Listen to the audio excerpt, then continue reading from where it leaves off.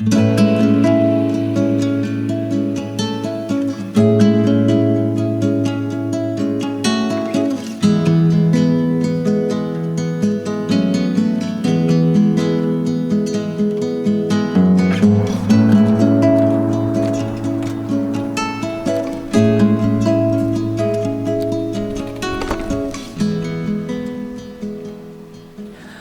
is up, you guys? Welcome back to my channel. Today I just wanted to do another hangout. You know, yesterday's video was super awesome cool. What day are we on of our not so scary YouTube party?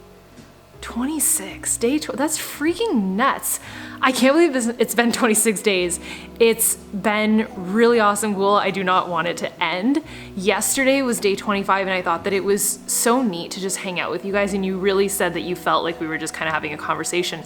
And I wanted to kind of keep that going, but dive in deeper to something that's so important that not enough people talk about. And that's number one, you guys, that's Carl being super obnoxious. I don't know if you guys can hear his little paws scratching. What I wanted to do is dive in deeper to something that we don't often give enough light to, and it's often the reason why we stop ourselves, and that's fear. And my biggest fear was always fear of judgment and fear of what other people think. So that was the theme of what I want to talk about with you guys, was how to stop caring what everybody else thinks, how to get over that big fear. And so I kind of have a couple steps for you guys, and I guess you could call them tips of how I've done it. I'm a completely different person than I was 4 years ago, and I think that it's due to an accumulation of all of these things over time. And I hope that I can help you with this, and I hope that you know that you're never alone in feeling fear of what people think. Like, I still get it. I literally had a slight fear of the fact that I wanted to have like a coffee talk with you guys and kind of sit down like as though we were having coffee, but I'm like, listen, it's like 6 o'clock at night here. I want a glass of wine. And then I thought, well, what if people judge that? Like, I'm right there. But here I am, cheers. And that's what I hope that you guys can get from this, is just the letting go of that, like the releasing of all of the negative thoughts and all of the stuff that we have cooked up in our head, and not dying 1,000 deaths. So if you want to hear my tips and you want to sit down for a glass of wine, coffee, grab yourself a cocktail or a warm beverage, and let's get started. Alrighty, so I literally brought props for you guys, as I always do. So the first tip that I have for you is to grow as a person, whatever that looks like. That could look like you getting healthier and fitter. That was what it was for me. I needed to feel strong, not just in terms of like muscle, but strong as a freaking human. And that meant doing my workouts, and that changed me completely. And the other portion of it was growing up here, like getting mind healthy and mind strength. And that sounds like super Star Wars, but I mean in terms of personal growth and becoming more confident in the way that I thought, and just having more positive thoughts in my life. So I let go of listening to the news and listening to all of the negativity around me, and I started reading books, not fictional books, like not Harry Potter, although that's amazing, but the books that would teach me something about myself and help me set goals and help me grow. And so that's what I started doing. And I wanted to share a couple of them with you, but the idea of you starting a workout routine, or you starting to read, one book every single month that helps you grow in whatever category of life that you want. Maybe that's confidence, maybe that's communication. I had done that. Maybe it's goal setting. So I wanted to share with you. So this is what I'm reading right now. You can actually see one of my sticky notes. And I love books like this. This is called The Desire Map by Danielle Laporte. And I love books like this. And I actually have a couple more to share with you. But they're books that it makes it interactive. So the first portion of the book is really just learning about yourself, learning to set goals based off of how you feel, not what you think that you should be setting. And the second part of it is more of like a workbook, I believe. I'm only halfway through. But doing stuff like this really, really helped me. And the more you grow and the more that you're working towards a goal of just getting better, the happier that you are. And I think the happier that you are with yourself, the less you care about what people think. My second tip for you is to be certain in where you stand. And now this comes with time, but I'll tell you how to get there. It's having a super clear reason why you're doing something. Now, if you're doing something in your life, like maybe you have this side hustle. I call it a side hustle. Like this, you might have your 9-to-5 job that you hate, and you're like, you hate your boss, and you hate your coworkers, but you have this side hustle that you're like obsessed with, and it's your passion. But everybody around you thinks that you're gangbusters, crazy potatoes, and that was me. And you work on it, and you work on it, and you work on it, and you have this clear reason why you want to achieve that. And no matter what people say, you will always stick to it. Now, how do you get that level of conviction? You have to have a clear-cut why. You have to have a reason greater than any reason to give up or any reason to listen to someone as to why that needs to work for you. And for me, it was to have a greater sense of purpose, a greater sense of impact in the world. I didn't just want to go through life floating, and I knew that I was destined for more. And so that kept me going. The other reason was that I wanted to contribute to my family, which is me and my husband right now, and Crazy Carl, but at the time there was no Crazy Carl, and I wanted to contribute something. And at the time I felt like I was contributing like minus contribution, like I wasn't even contributing anything. Financially, yes, but also in terms of happiness and like life experiences. So the first big why that I had set for myself was to afford a vacation for ourselves. Like that was my first big goal that I had set. And when you have that level of clarity, like those words like purpose and impact and contribution, like those things matter. And when you have that set in stone and they're the right values, like you're not hurting anybody and you're making the world better, or you're achieving your goals and you're helping your family, like you know at your core that that's the right thing. So stick to it. So if you have trouble figuring out exactly what that is, like what your purpose is and what you want to do, I know that that sounds like so overwhelming. There's books for that. And one that I'm actually reading right now, and I know that I'm saying I'm reading a lot of books. I read a few books a month. Like I'll usually pick up like 3 or 4, and I read one in a week and then I'll read another one, and I kind of dabble in each just so that I don't get bored. But this is the book that I'm reading right now with my coaches. It's called Find Your Why. I actually saw Simon Sinek speak live. He has Find Your Why, this is the newest one, and he has Start With Why, which was his first one. But finding your why is what's so important, like your purpose for being, like why are you pushing so hard? Why are you waking up earlier to work out this business, or whatever your big goal is? Why are you waking up earlier to work out? Figuring out that big reason why is what makes you stick to your guns and truly not care what other people's opinions are of you and why you're doing it. Now, my third tip is to surround yourself with the right people. Like these opinions might be coming from all different angles, and sometimes the ones that cut the most are the ones that come from family or people that we love the most. But I'm not saying to like cut anybody out of your life, but you know the people that raise you up are the people that you leave, a dinner with them or hanging out with them and you're like, that was so awesome. And furthermore, and this is so true, you never feel like they're leaving in the car or wherever saying like, did you see what she was wearing? Did you see this? Like, you don't want friends like that, or even the thought of a friend that would do that. And I can proudly say that I've discovered in my, 30 years on this planet that less is more.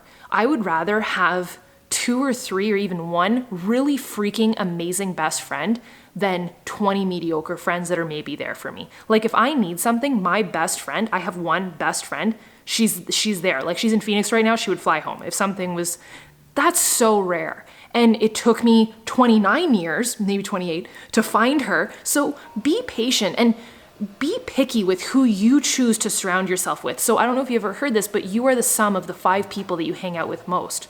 So choose wisely, girlfriend, because all of those opinions and all of those negative energies can be coming at you. And I know what you might be thinking, like, what if those people are people that are close to me? Then just limit your exposure. You don't always have to be around them. And if it's your spouse, try and help them grow as well. Try and get them into a workout program. Try and get them feeling happy about themselves. Try and get them reading a book. And try and help them grow with you instead of you growing without them. Now, tip number 4 is kind of like my favorite tip, and it's just to dream bigger, which is kind of like my motto.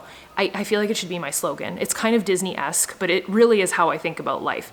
To dream bigger than like things that you ever thought possible. And the book that I wanted to share with you guys, so I read this book last year, and I have to give a shout out to this author, Lisa Jacobs. So she does these every year. Your Best Year 2017, I like ramaged, is that even a word? Rammed through that book, and I just got this one in the mail. So I'm gonna start up with this one, and I would love to have like a miniature book club somehow. I don't know if you guys have an idea on how the heck we could do that. I think it'd be so fun to go through that book with everybody. I haven't even cracked it open yet. But setting goals for yourself, and that's what that book is all about, is like mapping out your year. Like, what do you want to achieve? If anything was possible, like what do you want to achieve? I create a dream board every single year. I don't do it on January 1st like everybody else because I don't believe in that. I don't think that there should be like one day of the year that you decide to live your dream life and then the rest of the year it all kind of falls apart. I think that it needs to be set in stone month after month after month. And so what I do it on my birthday month.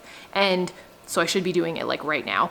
And what's so cool is I've done these dream boards for the past 3 years and I keep them in front of me. So they're always my desktop photo. And looking back at the ones that I've had from like 2 years, even from this year, like things have happened that I never thought possible. Even some things that people be like, that's so random, but they happened.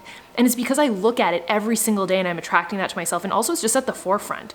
You make things happen that are in front of you. So dream bigger, like think bigger than what you thought possible. And that also grows confidence because when those things start happening, you kind of go like, yeah, I did that. And even if you might feel like it's small, you did that, like you wanted that and you made that happen. So all of these things start to grow your confidence and play into you caring so much less about that fear that holds you back because you know that you can crush it deep down. All right, and the last tip that I want to share with you is literally the automatic abolishment of anxiety, fear, like feeling judged, all of those negative feelings that we feel, and we kind of do like this downward spiral. I read this really great book this year, The Subtle Art of Not Giving Up.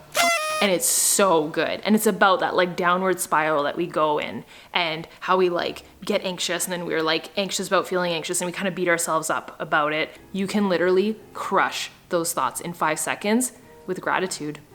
Gratitude will crush it immediately. It'll slice it in half. And that's one of the greatest tools that you have. So what I started doing is I actually keep a gratitude journal. And I love this book. It says Outdream Yourself. Doesn't this look like the ultimate unicorn, like Angie book?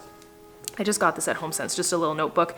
And what I do is I keep my gratitude thoughts in there. So you can also do this in like your agenda or your journal and just write something you're grateful for, like maybe 3 things that you're grateful for every morning or every night before you go to bed. It can completely shift your mood in a day. You would be shocked. And the other thing that I want to share with you and another book, and I promise you I will just enumerate all of the books that I've mentioned down below with the author and maybe a link on Amazon.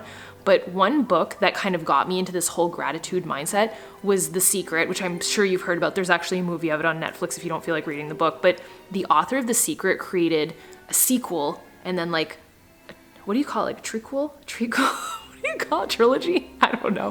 The third book that she wrote is called The Magic. And it's like the power of gratitude. And in that, it's like this daily challenge where I think there's like more than 30 days and she takes you through like different gratitude methods every single day and you follow that challenge. It's so cool.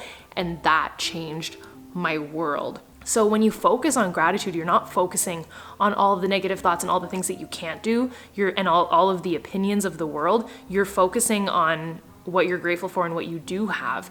And I think that that's so important, especially nowadays when we think that we need more and we want more and we don't have enough. And when you're grateful, you realize that you have everything that you could ever want. And the last thing that I wanted to say about all of this and people's opinions and fear of judgment is, why would you ever listen to someone's opinion about you and the life that you should be living if you wouldn't want to live the life that they're living? So if they're not living out your dream life and how you would perceive what you want for your life in the future, then don't take on that energy or those opinions. It's not what you want, it's what they want, which is awesome, and they can do them, but you do you, man.